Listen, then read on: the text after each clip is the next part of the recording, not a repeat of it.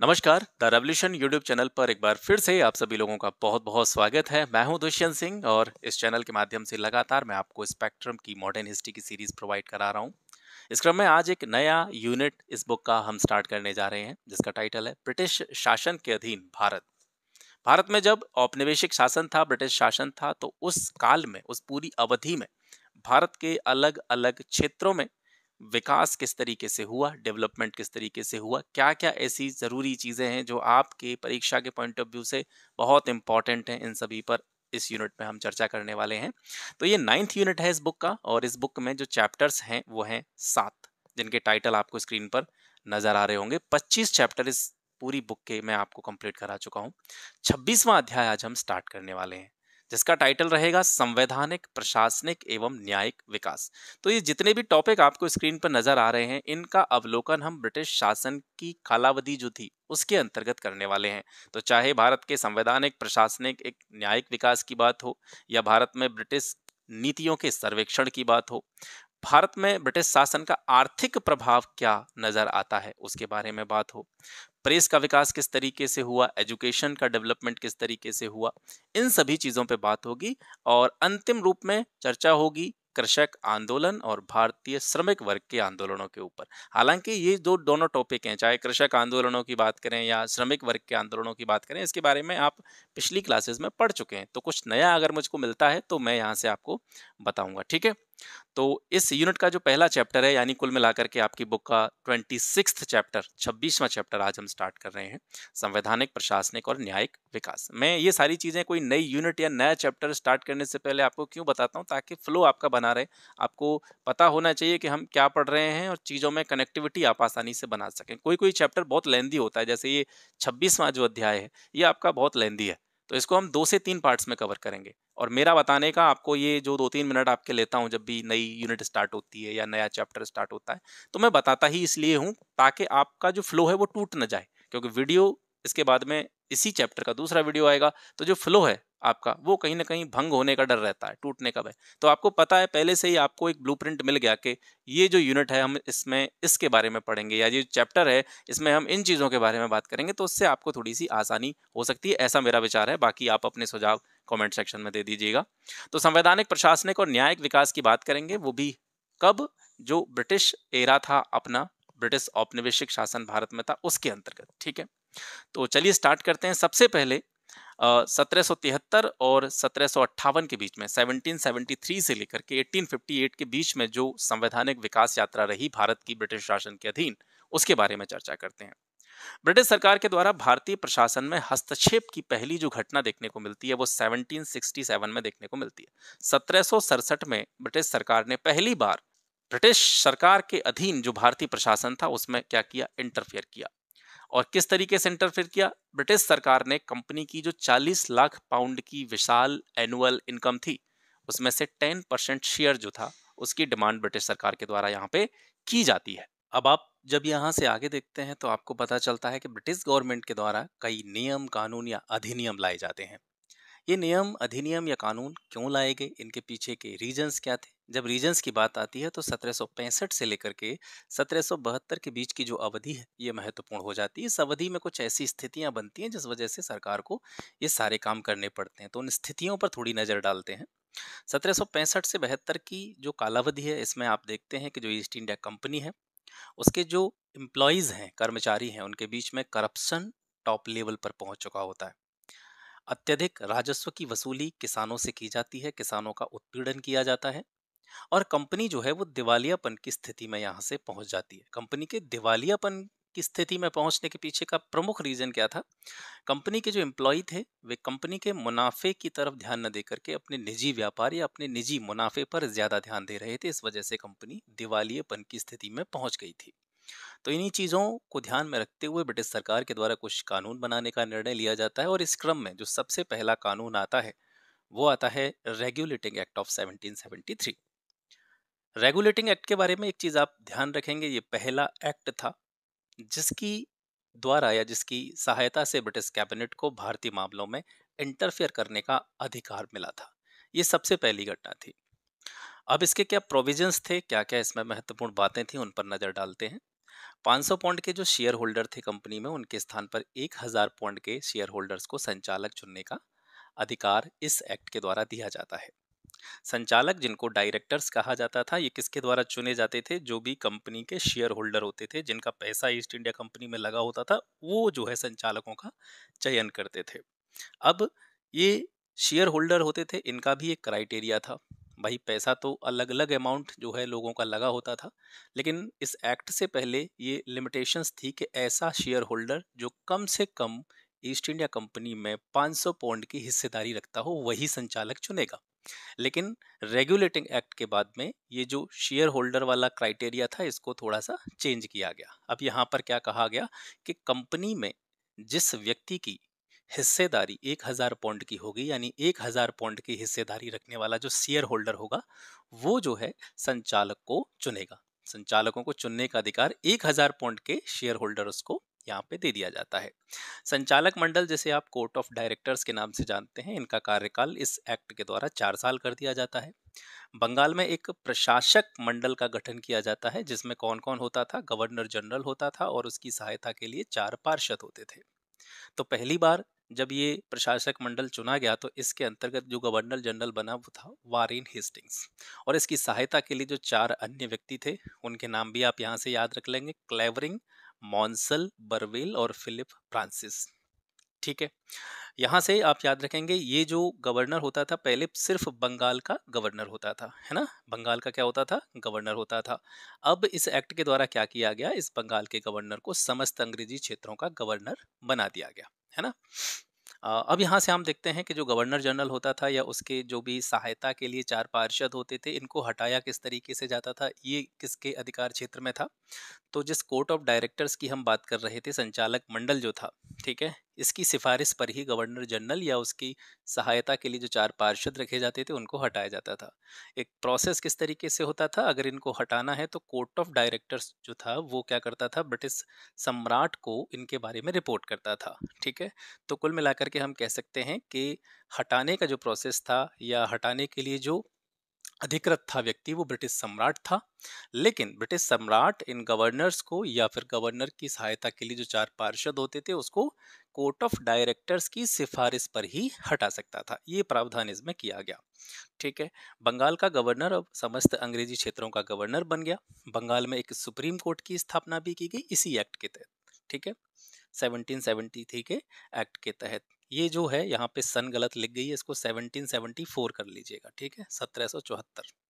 1774 में बंगाल में यानी कलकत्ता में सुप्रीम कोर्ट की स्थापना की जाती है, जिसके जो पहले चीफ जस्टिस थे एलिजा इम्पे, और एलिजा इम्पे की मदद के लिए 3 अन्य जजेस की भी नियुक्ति इसमें की गई थी। इस एक्ट के द्वारा कंपनी के जो कर्मचारी थे, उनके निजी व्यापार पर पूरी तरीके से प्रतिबंध लगा दिया गया। गवर्नर जनरल और उसकी जो परिषद थी, उसको कानून बनाने का अधिकार दे दिया गया। लेकिन यहाँ पर याद रखने की बात यह है कि इन कानूनों को लागू करने से पहले भारत सचिव जो होता था, उससे अनुमति प्राप्त करना अनिवार्य था।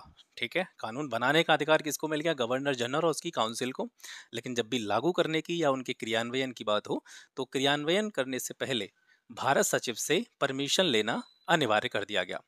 अब इसमें कुछ कमियां सरकार को लगी या कुछ ऐसी चीजें लगी जिनमें कुछ बदलाव की आवश्यकता थी, तो उसके लिए 1781 में एक दूसरा एक्ट लाया गया, जिसको आप एक्ट ऑफ सेटलमेंट के नाम से भी जानते हैं। इसके द्वारा क्या किया गया? सुप्रीम कोर्ट का जो न्याय क्षेत्र था, उसको डिफाइन किया गया। जैसा कि आप पढ़ चुके हैं कि 1773 के एक्ट के द्वारा 1774 में कैलकाटा में एक क्या सुप्रीम कोर्ट की स्थापना की गई, लेकिन उसका न्याय क्षेत्र क्या होगा, उसका कार्य क्षेत्र क्या होगा, इसके बारे में कोई भी स्पेसिफिक गाइडलाइंस उसमें नहीं दी गई थी। तो उस क्षेत्र को परिभाषित करने के लिए कि इसके क्षेत्र में क्या क्या होंगी, किस किस तरीके से चीजें आएंगी, इसको डिफाइन किया गया 1781 के एक्ट ऑफ सेटलमेंट में। दूसरा कि जो भी कानूनों की बात यहाँ पे की जाएगी, कानूनों के निर्माण की बात हो या कानूनों के लागू करने की बात हो, क्रियान्वयन की बात हो, तो इनके संबंध में भारतीयों के सामाजिक एवं धार्मिक रीति रिवाजों का सम्मान करने की बात जो है वो एक्ट ऑफ सेटलमेंट में की जाती है। ठीक है, यानी जो भी फैसला देना है या कोई भी कानून बनाना है या उस कानून को लागू करवाना है, तो उसमें ये ध्यान रखना है कि भारतीय लोगों के सामाजिक और धार्मिक जो रीति रिवाज हैं, उनको पूरी तरीके से सम्मान किया जाए उनका, और ऐसा कोई भी नियम नहीं लागू किया जाए जो कहीं न कहीं भारतीय लोगों के सामाजिक और धार्मिक हितों का क्या करता हो, उनको क्षति पहुँचाता हो। इसके बाद में पिट्स इंडिया एक्ट आता है 1784 में। और पिट्स इंडिया एक्ट क्यों लाया गया? ये मेनली रेगुलेटिंग एक्ट के दोषों को दूर करने के लिए लेके आया गया था।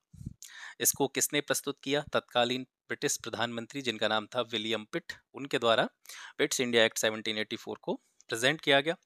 इसमें क्या किया गया, इसके तहत कौन कौन सी महत्वपूर्ण बातें थी उन पे देखते हैं।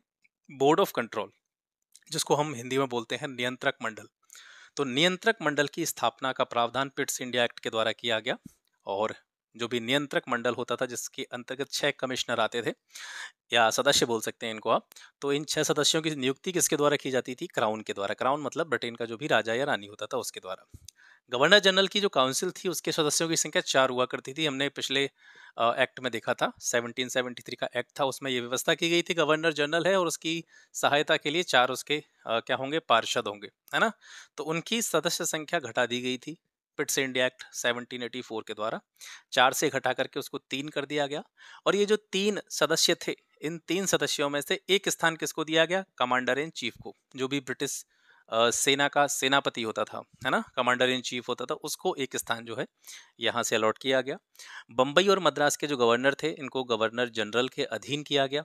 कंपनी अधिकृत प्रदेश, यानी जितने भी क्षेत्रों पर कंपनी का अधिकार था उनको ब्रिटिश अधिकृत भारतीय प्रदेश कहा जाने लगा। ठीक है, पहले इनको कंपनी अधिकृत प्रदेश कहा जाता था, अब इनको क्या कहा जाने लगा? ब्रिटिश अधिकृत भारतीय प्रदेश इनको नाम दे दिया गया। भारत के अंग्रेज अधिकारियों पर मुकदमा चलाने के लिए इंग्लैंड में एक कोर्ट की स्थापना की गई। कंपनी के जो डायरेक्टर्स थे उनकी एक गुप्त सभा बनाई गई जो अधिकार सभा या संचालक मंडल के सभी आदेशों को भारत भेजने का काम करती थी। ठीक है, ये सारे प्रावधान या प्रोविजंस थे, ये किससे रिलेटेड थे? Pitt's India act 1784। अब इसके बाद में 1786 का एक्ट आता है। इसके तहत क्या किया गया? गवर्नर जनरल को मुख्य सेनापति की शक्तियां भी मिल गई। इस एक्ट से पहले क्या होता था? जो भी एडमिनिस्ट्रेशन है उसको रन करने का जिम्मा गवर्नर जनरल पे होता था। सैन्य शक्तियां अलग हुआ करती थी और वो किसके अंडर आती थी? जो भी कमांडर इन चीफ होता था उसके अंडर आती थी। ठीक है, 1786 के एक्ट के द्वारा क्या किया गया? गवर्नर जनरल को ही मुख्य सेनापति का दर्जा भी दे दिया गया, यानी सैन्य संचालन का काम भी गवर्नर जनरल के अंतर्गत आ गया। गवर्नर जनरल इस टाइम पे जो था वो कॉर्नवालिस था, लॉर्ड कॉर्नवालिस। तो कॉर्नवालिस को अपनी परिषद के जो निर्णय हुआ करते थे उनको रद्द करने की बात हो या अपने निर्णयों को लागू करने की बात हो, ये अधिकार भी गवर्नर जनरल को दे दिए गए। कॉर्नवालिस, जब भी बात आती है किसकी? मुख्य सेनापति की शक्तियों की, तो कॉर्नवालिस ने ये जिद की थी या कॉर्नवालिस ने ये कहीं ना कहीं अपना मत रखा था ब्रिटिश सरकार के समक्ष कि मुझे गवर्नर जनरल के साथ साथ मुख्य सेनापति की शक्तियां भी चाहिए। तो हालांकि इसको ये सारी शक्तियां दे दी गई थी, लेकिन इसका एक प्रभाव जो है आगे के समय में आपको इस तरीके से देखने को मिलता है कि इसके बाद में जितने भी गवर्नर जनरल बने उनको स्वतः ही जो प्रशासनिक शक्तियां थी उनके साथ साथ सेनापति या सैन्य संचालन की शक्तियां ऑटोमेटिक मिलती चलेगी। मतलब यहाँ से एक नियम बन ही गया आगे जाकर के कि गवर्नर जनरल ही मुख्य सेनापति का काम भी करेगा। ठीक है, चार्टर एक्ट 1793, इसके द्वारा क्या किया गया? कंपनी के व्यापारिक अधिकार जो थे उनको अगले 20 वर्षों के लिए बढ़ा दिया गया।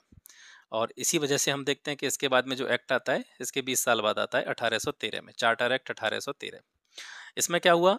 अच्छा, इसमें एक चीज और याद रखेंगे, जैसे हमने यहाँ पे देखा 1793 में क्या किया गया? कंपनी के जो व्यापारिक अधिकार थे उसको अगले 20 वर्षों के लिए बढ़ा दिया गया। यही प्रोसेस चार्टर एक्ट 1813 में भी हुआ था। इसमें भी जो व्यापारिक अधिकार थे इसको और अगले 20 वर्षों के लिए बढ़ाया गया था। ठीक है, और 1813 की जो सबसे महत्वपूर्ण बात है, जहां से प्रश्न कई बार बना है, इसको आप देखिए, कंपनी का भारतीय व्यापार पर जो एकाधिकार था, मोनोपोली, वो समाप्त कर दी गई। यहाँ से 1813 के चार्टर एक्ट के द्वारा कंपनी के भारतीय व्यापार पर एकाधिकार को समाप्त कर दिया गया। लेकिन यहाँ पर कुछ चीजों के साथ जो एकाधिकार था कंपनी का वो बना रहा। जैसे चीन के साथ ट्रेड के जो भी मामले थे वो उन पर कोई प्रभाव नहीं पड़ा, और चाय का जो व्यापार कंपनी के द्वारा किया जाता था उस पर जो कंपनी का अधिकार बना रहा। इनके अलावा बाकी का सारा जो ट्रेड था उस पर इनकी मोनोपोली को समाप्त कर दिया जाता है। कंपनी के भागीदारों को भारतीय राजस्व से 10.5% का लाभांश दिए जाने की व्यवस्था की गई। कंपनी को और अगले 20 वर्षों के लिए भारतीय प्रदेशों और राजस्व पर नियंत्रण करने का अधिकार बढ़ा दिया गया। भारत में अंग्रेजी राज्य की संवैधानिक स्थिति को पहली बार इसी 1813 के चार्टर एक्ट के द्वारा स्पष्ट किया गया था।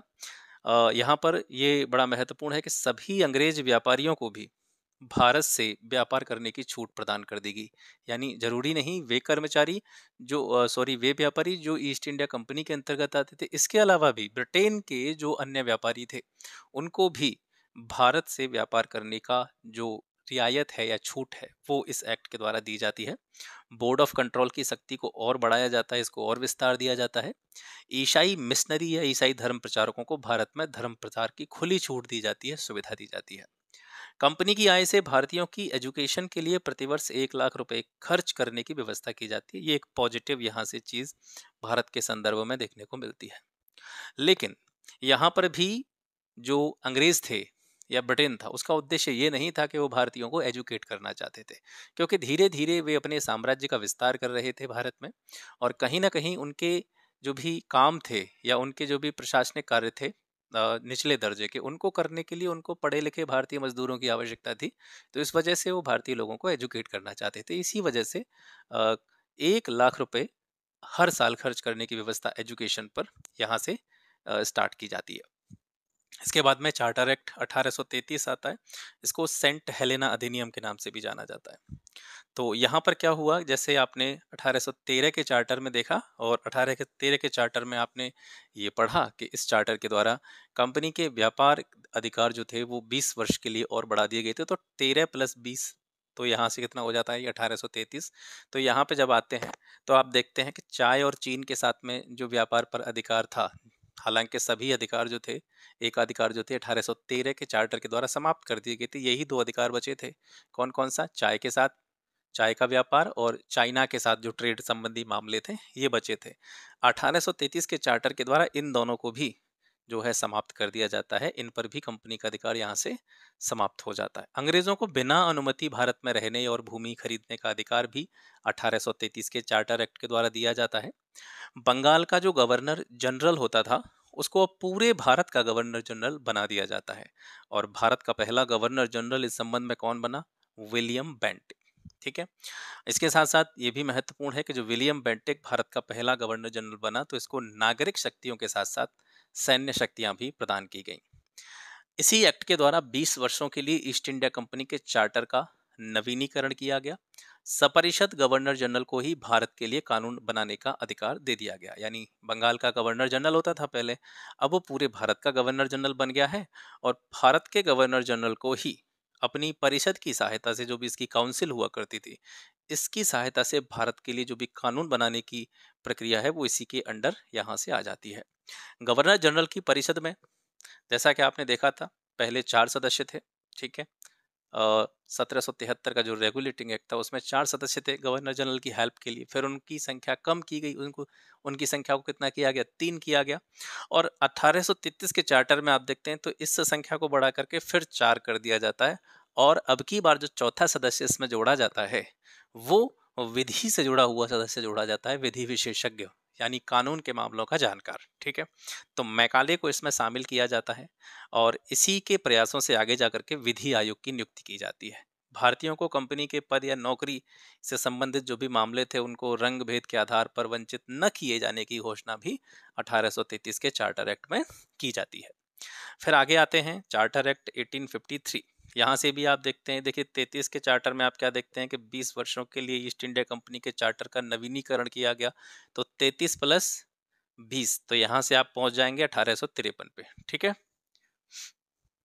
अब यहाँ से आप देखते हैं कि डायरेक्टरों की संख्या 24 से घटाकर 18 कर दी गई। डायरेक्टर यानी जो संचालक होते थे कंपनी के, उनकी संख्या पहले 24 होती थी, इसको घटा करके 18 किया गया। और इन 18 में से 6 जो डायरेक्टर होते थे, संचालक होते थे, वो मनोनीत किए जाने लगे। किसके द्वारा? सम्राट के द्वारा, ब्रिटिश राजा के द्वारा। विधि सदस्य गवर्नर जनरल की परिषद का पूर्ण सदस्य बन गया। मैकाले, जैसे आपने देखा था पिछला 1833 के चार्टर में, चौथा सदस्य जोड़ा गया, विधि का जानकार या कानून का जानकार। मैकाले इसमें सदस्य बना था, चौथा सदस्य। लेकिन ये पूर्णकालिक सदस्य नहीं था। लेकिन 1853 के चार्टर के द्वारा जो विधि सदस्य, चौथा सदस्य जोड़ा गया था, उसको पूर्ण सदस्य का दर्जा दे दिया जाता है। बंगाल के लिए पृथक लेफ्टिनेंट गवर्नर की नियुक्ति की जाती है इस एक्ट के द्वारा। सिविल सेवाओं में भर्ती के लिए खुली प्रतियोगिता प्रणाली की शुरुआत, केंद्रीय विधान परिषद की स्थापना, गवर्नर जनरल की परिषद के विधायी और कार्यकारी कार्यों को यहाँ से अलग किया जाता है। विधायी कार्य और कार्यकारी कार्यों को अलग कर दिया गया। कंपनी को भारत में अपने क्षेत्रों एवं राजस्व को अनिश्चित काल के लिए क्राउन के अधीन रखने की अनुमति भी 1853 के चार्टर एक्ट के द्वारा दी जाती है। ठीक है, वैसे ये जो अध्याय है जब भी आप पॉलिटी पढ़ेंगे, लक्ष्मीकांत भी मैं आपको यहाँ से कराऊंगा, तो लक्ष्मीकांत जैसे स्टार्ट करेंगे या जब भी आप पॉलिटी पढ़ते हैं तो आपका जो सबसे पहला अध्याय होता है वो क्या होता है, आप भारत के संवैधानिक विकास क्रम के बारे में पढ़ते हैं, भारत की संवैधानिक विकास यात्रा के बारे में पढ़ते हैं। तो वहाँ पर भी आप 1773 से लेकर के आगे जितने भी एक्ट्स हैं उनके बारे में पढ़ते हैं। 1773 से लेकर के 1858 की जो समयावधि है, 1773 से लेकर के 1858, इस पूरी समयावधि को कंपनी के शासन के तौर पे हम देखते हैं। और 1858 से लेकर के आगे तक, यानी अंतिम जो अधिनियम पारित किया गया ब्रिटिश संसद द्वारा, वो भारतीय स्वतंत्रता अधिनियम, इंडियन इंडिपेंडेंस एक्ट 1947। तो 1858 से 1947 के बीच में जितने भी अधिनियम लाए जाते हैं उनको हम ताज के शासन के तौर पे देखते हैं, है ना। क्योंकि 1857 की क्रांति के बाद में जो 1858 का एक्ट आया था, उस एक्ट के तहत कंपनी के हाथ से पावर्स को लेते हुए भारत का जो शासन था डायरेक्टली किसके हाथ में आ गया था, ब्रिटिश क्राउन के हाथ में आ गया था। तो ये दो इसके क्या है, दो कह सकते हैं, दो भागों में इसको हम बांट सकते हैं पूरी की पूरी विकास यात्रा को। तो यहाँ पर हम क्योंकि हिस्ट्री पढ़ रहे हैं तो हिस्ट्री के हिसाब से ही जो जो चीज़ें हैं जरूरी आपके लिए वो मैं यहाँ से करा रहा हूँ। बाकी जब आप पॉलिटी पढ़ेंगे तो फिर दोबारा से आपको ये चीज़ पढ़नी है, ठीक है। तो चार्टर एक्ट हो गया। चार्टर एक्ट के बाद में आता है आपका 1858 का अधिनियम, act for better government of India. इसको भारत के अच्छे शासन के अधिनियम के तौर पे भी जानते हैं। भारत का शासन ब्रिटिश क्राउन के अधीन इस एक्ट के द्वारा जो है कर दिया जाता है। और जैसा कि मैंने आपको बताया, 1773 से लेकर के 1858 की अवधि जो है, 1773 से लेकर के 1858 तक की अवधि को हम कंपनी के शासन के तौर पे देखते हैं। और 1858 का जो अधिनियम हम पढ़ रहे हैं, यहाँ से आगे के जितने भी एक्ट आप पढ़ते हैं, हालांकि इसमें नहीं पढ़ेंगे हम, पॉलिटी जब पढ़ेंगे तो 1858 के आगे के जो भी एक्ट हैं वहाँ पे पढ़ेंगे। और यहाँ पे भी आप देखते हैं कि स्टार्टिंग से मैं आपको जो मॉडर्न हिस्ट्री पढ़ाता चला रहा हूँ, तो 1858 के बाद के जो एक्ट हैं उनके बारे में हम चैप्टर वाइज पिछली क्लासेस में भी डिस्कशन कर चुके हैं, है ना। तो यहाँ पर उन चीज़ों के बारे में और ज़्यादा डिटेल में जाने की आवश्यकता नहीं, क्योंकि वो सारी चीज़ें आप पहले से ही देख चुके हैं। तो 1858 के एक्ट के द्वारा भारत का शासन जो है वो डायरेक्टली ब्रिटिश क्राउन के अधीन हो जाता है। भारत सचिव और उसकी सहायता के लिए 15 सदस्यीय परिषद का गठन किया जाता है। पिट्स इंडिया एक्ट के द्वारा स्थापित जो प्रणाली थी, द्वैत शासन प्रणाली, उसकी समाप्ति भी 1858 के एक्ट के द्वारा कर दी जाती है। जिन कोर्ट ऑफ डायरेक्टर्स या बोर्ड ऑफ कंट्रोल, ठीक है, संचालक मंडल जो होता था या एक नियंत्रण परिषद हुआ करती थी, नियंत्रण बोर्ड हुआ करता था, उनकी समाप्ति भी 1858 के एक्ट के द्वारा कर दी जाती है। भारत परिषद, जिसमें 15 सदस्यीय परिषद हुआ करती थी, 15 सदस्य होते थे, किसकी सहायता के लिए, भारत सचिव की सहायता के लिए। उस परिषद में से जो 7 सदस्यों की नियुक्ति है उसका अधिकार सम्राट को दे दिया जाता है। गवर्नर जनरल जो हुआ करता था, किसका, भारत का गवर्नर जनरल, अब उसको नाम दे दिया जाता है भारत का वायसराय, ठीक है। गवर्नर जनरल को क्या बना दिया जाता है, यहाँ से भारत का वायसराय बना दिया जाता है। और पहला वायसराय जो बना था वो लॉर्ड कैनिंग बना। अनुबद्ध सिविल सेवा या कोवेनेंटेड सिविल सर्विसेज की बात करें तो इसमें जो नियुक्तियां होती थी वो खुली प्रतियोगिता यानी ओपन कंपटीशन के द्वारा यहाँ से होने लगती हैं। तो ये जो है एक पूरा क्रम था, संवैधानिक विकास क्रम। अब यहाँ से हम देखते हैं भारत में सिविल सेवाओं का विकास, ठीक है।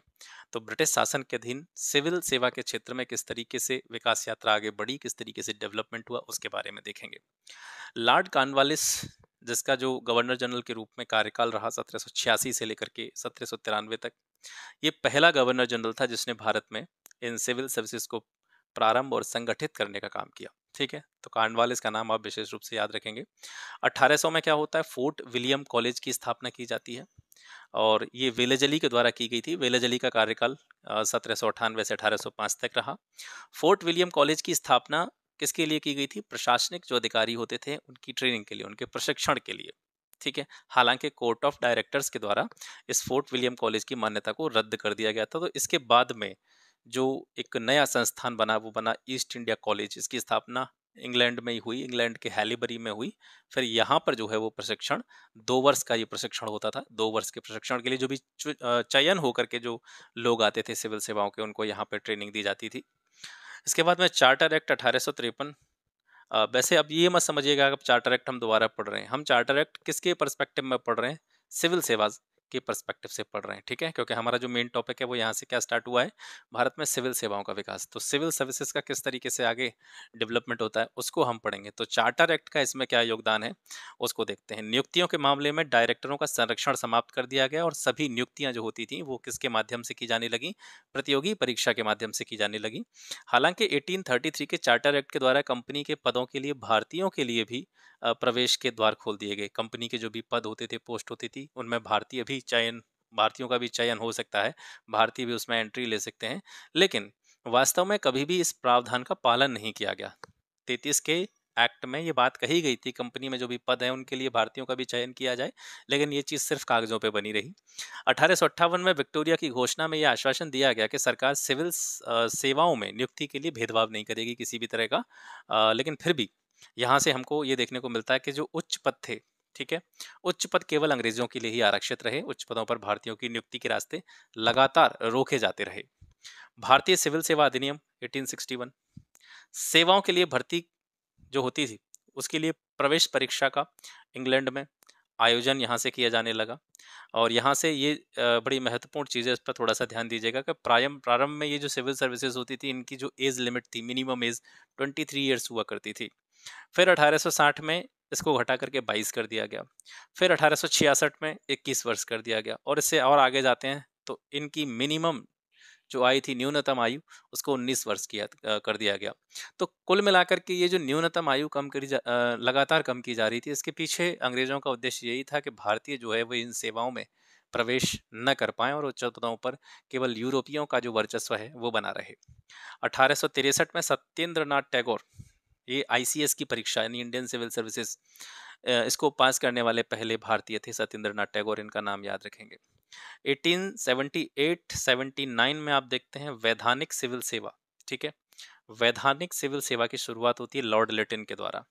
और इसमें क्या प्रावधान था कि जो प्रशासन है, एडमिनिस्ट्रेशन है, इसके 1/6 अनुबद्ध पदों को उच्च कुल के भारतीयों से भरा जाए। यानी सभी भारतीयों के लिए इसके जो द्वार थे वो नहीं खोले गए। जो भी उच्च कुल के भारतीय हैं, यानी जो अच्छे वर्ण से आते हैं, ऊपरी या जाति व्यवस्था के तौर पे भी आप इसको देख सकते हैं, और एक तरीके से समाज में संपन्न वर्ग के तौर पे भी आप इसको देख सकते हैं। तो इन वर्गों से जो भारतीय आते हैं उनके द्वारा जो प्रशासन के अनुबद्ध पद हैं, 1/6 पद हैं, उनको इन भारतीयों से भरे जाने की व्यवस्था इस वैधानिक सिविल सेवा में करी गई थी। हालांकि ये असफल रही थी और इसके लागू होने के 8 वर्ष बाद इसको बंद कर दिया गया था। भारतीय राष्ट्रीय कांग्रेस की मांग क्या थी? भारतीय राष्ट्रीय कांग्रेस ये मांग कर रही थी कि सेवाओं में प्रवेश के लिए आयु में वृद्धि की जाए, जिसको कि सरकार घटाती जा रही थी। और ब्रिटेन के साथ साथ ये जो परीक्षा है इन सिविल सेवाओं की, ये भारत में भी आयोजित की जाए, ये कांग्रेस की डिमांड्स रही। लोक सेवाओं पर एचिसन कमेटी के बारे में बात करते हैं। 1886 में ये गठित की गई, किसके द्वारा? लॉर्ड डफरिन के द्वारा। सेवाओं से जो अनुबद्ध शब्द था, कोवेनेंटेड शब्द था, इसकी समाप्ति जो है एचिसन कमेटी के द्वारा कर दी जाती है। सिविल सेवा के लिए परीक्षा इंग्लैंड में, प्रांतीय और अधीनस्थ सिविल सेवाओं हेतु परीक्षा भारत में आयोजित की जाए, ऐसा प्रावधान इस कमेटी के द्वारा किया गया था। ठीक है, हालांकि कांग्रेस ये डिमांड कर रही थी कि सिविल सेवाओं के लिए जो परीक्षा है वो भारत में भी आयोजित की जाए। तो यहाँ पे क्या किया गया, एक तरह से जिसको हम कह सकते हैं, आप UPPCS की तैयारी करते हैं तो ये प्रांतीय सर्विस है, और UPSC की आप तैयारी करते हैं तो ये पूरे देश की यानी अखिल भारतीय स्तर की सर्विस है, संघीय सर्विस है ना।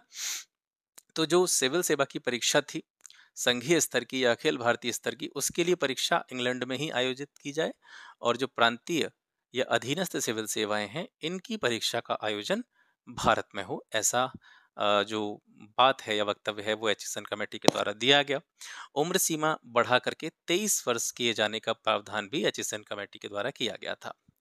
भारत सचिव किम्बरले के द्वारा क्या कहा गया था? किम्बरले ने यह कहा था कि सिविल सेवाओं में पर्याप्त संख्या में यूरोपियंस का होना बहुत जरूरी है, और ये एक ऐसा मुद्दा है जिसे त्यागा नहीं जा सकता। यानी भारत का जो सचिव है, सेक्रेटरी ऑफ इंडिया है, वो इस बात को कह रहा है, तो आप इससे स्वतः ही अनुमान लगा सकते हैं कि ब्रिटिश गवर्नमेंट जो थी वो नहीं चाहती थी कि सिविल सर्विसेज में जो उच्च पद हैं, वो भारतीय उनमें किसी भी तरह की भागीदारी हासिल करें। मॉन्टफोर्ट सुधार 1919, इनके अंतर्गत सिविल सेवाओं में क्या सुधार हुए? एक तिहाई पदों को केवल भारतीयों से भरे जाने की सिफारिश मॉन्टफोर्ट सुधारों के द्वारा की गई और इसे हर वर्ष 1.5% की दर से बढ़ाने का सुझाव भी दिया गया। इसके बाद में सिविल सेवाओं से जुड़ा एक और आयोग आता है 1924 में, ली आयोग। ठीक है, ये भी महत्वपूर्ण है। इसके द्वारा क्या प्रावधान किया गया? ली आयोग के द्वारा कहा गया कि इंडियन सिविल सर्विसेज में भारतीय और यूरोपियों की जो भागीदारी है, इनका पार्टिसिपेशन है, वो 50-50 के रेशियो में होना चाहिए। आधे यूरोपीय होने चाहिए, आधे भारतीय होने चाहिए और भारतीयों को 15 वर्ष में यह अनुपात प्राप्त करने की व्यवस्था की जाए। यानी नेक्स्ट 15 ईयर्स में 1924 में जब ली आयोग आया तो इसमें यह प्रावधान किया गया कि अगले 15 वर्षों में, है ना, ये जो अनुपात है 50-50 का, ये हो जाना चाहिए। इस तरीके से काम किया जाए। अतिशीघ्र लोक सेवा आयोग का गठन का जो है प्रावधान इसमें किया गया, ये बात कही गई ली आयोग के द्वारा। और हालांकि अब आप जब मॉन्टेग्यू चेम्सफोर्ड सुधारों के बारे में पढ़ते हैं 1919 में, तो वहां पे भी आप ये देखते हैं कि उस एक्ट में भी लोक सेवा आयोग के गठन की बात की जाती है। ठीक है, तो ये पूरा विकास क्रम था भारतीय सिविल सेवा का और संवैधानिक विकास क्रम, दोनों के बारे में हमने पढ़ा। और जैसा कि मैंने आपको स्टार्टिंग में बताया, ये चैप्टर थोड़ा सा लेंदी है, तो इसको हम 2-3 पार्ट्स में कवर करेंगे। ठीक है, तो यहाँ पर सिविल सेवाओं के विकास की बात होगी। अब नेक्स्ट चैप्टर में हम जो है वो बात करेंगे कि मॉडर्न इंडिया में, आधुनिक भारत में पुलिस व्यवस्था का सूत्रपात किस तरीके से हुआ, किस तरीके से इस पुलिस व्यवस्था का विकास हुआ। तो इस पूरी विकास यात्रा को नेक्स्ट वीडियो में कवर करेंगे। तब तक के लिए नमस्कार, जय हिंद।